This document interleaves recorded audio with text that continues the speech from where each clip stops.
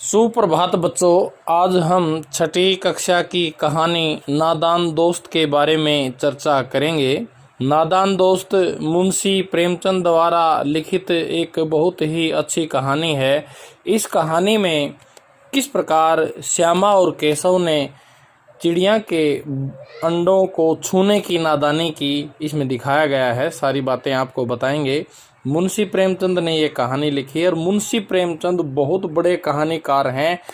उनकी कहानियों में इतना रस, इतना आनंद आता है, ऐसा लगता है जैसे ये कहानी हमारे बिल्कुल अगल बगल में, बिल्कुल सामने की घटनाएं हो रही हों। उसका यूं का यूं चित्रण करना प्रेमचंद की खासियत रही है। नादान दोस्त मुंशी प्रेमचंद द्वारा लिखित एक कहानी है। इस कहानी में भाई बहन की बाल सुलभ नादानी का वर्णन किया है। केशव और श्यामा भाई बहन थे। उनके घर की छत की दीवार की कॉर्निस पर चिड़िया ने अंडे दिए थे। कॉर्निस होता छज्जा। दोनों भाई बहन प्रतिदिन आंखें मलते हुए कॉर्निस के सामने पहुंच जाते और चिड़िया दोनों को देखते रहते। उनको देखने में वे इस तरह खो जाते कि उन्हें अपने नाश्ते की सुध न रहती। वे अक्सर सोचते कि ये अंडे कितने होंगे, कितने बड़े होंगे, उनमें से बच्चे कब निकलेंगे। इन प्रश्नों के उत्तर जानने की इच्छा इन बच्चों में हर समय बनी रहती। अंडों के बारे में सोचते थे, पर इनके अम्मा बाबू के पास इनके प्रश्नों का जवाब देने का समय नहीं था। श्यामा छोटी थी, अतः अपने भाई से प्रश्न पूछ लिया करती और केशव बड़ा होने के कारण कोई ना कोई जवाब अवश्य देता था। दोनों बच्चे चिड़िया के बच्चों के खाने पीने के विषय में परेशान थे। उनकी जिज्ञासा भी बढ़ती ही जा रही थी। केशव तथा श्यामा ये सोचकर परेशान थे कि चिड़िया के बच्चे भूख और प्यास से मर जाएंगे। दोनों ने सोचा कि चिड़िया के घोंसले के ऊपर छाया करके कुछ चावल के दाने और एक कटोरी में पानी रख दिया जाए तो चिड़िया को परेशानी नहीं होगी। इसके लिए केशव ने तेल की कटोरी साफ करके उसमें पानी भर लिया और श्यामा ने चुपके से कुछ चावल निकाले। उन दोनों बच्चों ने घोंसलों पर छाया करने के लिए कूड़ा डालने वाली एक टोकरी का प्रबंध किया। गर्मी के दिन थे। दोपहर में अम्मा जी ने दोनों को सुलाया और दरवाजा बंद करके खुद भी सो गई। लेकिन चिड़िया के विषय में चिंता के कारण श्यामा और केशव दोनों भाई बहनों की नींद कब लगने वाली थी। वे चुटकुनी खोलकर चुपचाप बाहर आ गए। केशव नहाने की चौकी तथा सटूल ले आया। नहाने की चौकी सटूल के नीचे रखकर केशव उस पर चढ़कर कार्निस छज्जे तक पहुंचना चाहता था। श्यामा सटूल को पकड़कर खड़ी थी।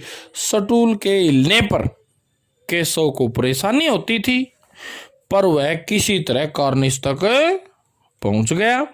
कार्निस पर हाथ रखते ही चिड़ा और चिड़िया दोनों उड़ गए। केशव ने फटे पुराने कपड़ों की गद्दी बनाकर अंडे उसके ऊपर रख दिए और घोंसले के ऊपर टोकरी को लकड़ी के सहारे टिका कर छाया कर दी और अंडों के पास चावल और पानी की कटोरी रखकर उतर आया। श्यामा भी अंडों को देखना चाहती थी, परंतु गिरने के डर से केशव ने उसे सटूल पर चढ़ने नहीं दिया, जिससे वह अंडों को नहीं देख सकी। इस कार्य को पूरा करने के बाद दोनों चुपचाप कमरे में आकर लेट गए।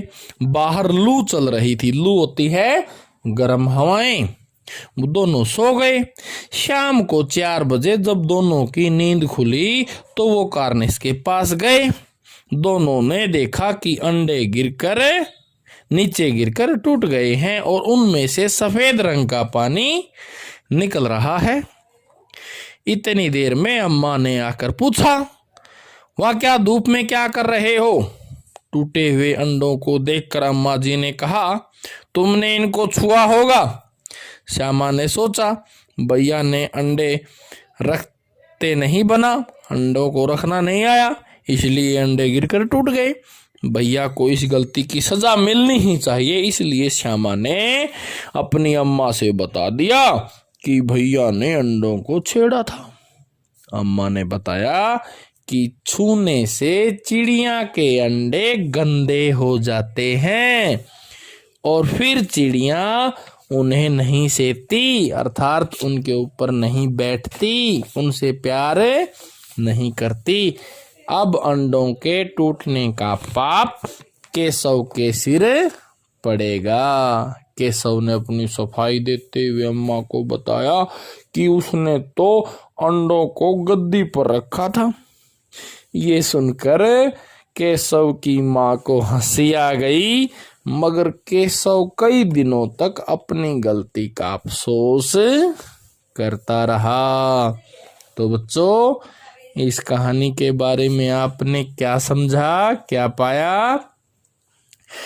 तो इस कहानी के प्रश्न हैं, अंडों के